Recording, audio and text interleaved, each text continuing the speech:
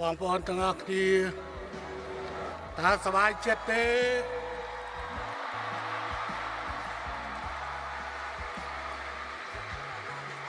តើនេះ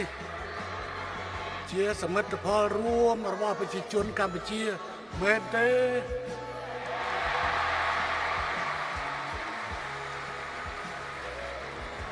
តើនេះគឺជាផ្នែកមួយនៃសាមគ្គីភាពមិត្តភាពក្នុងចំណោមបណ្ដាប្រទេសអាស៊ានមែនទេ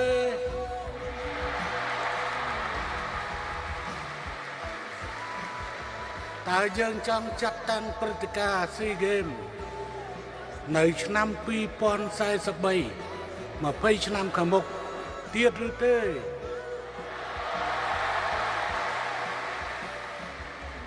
ខ្ញុំសូមប្រកាសបិទព្រឹត្តិការណ៍ប្រកួតកីឡាអាស៊ីអាគ្នេយ៍ SEA Games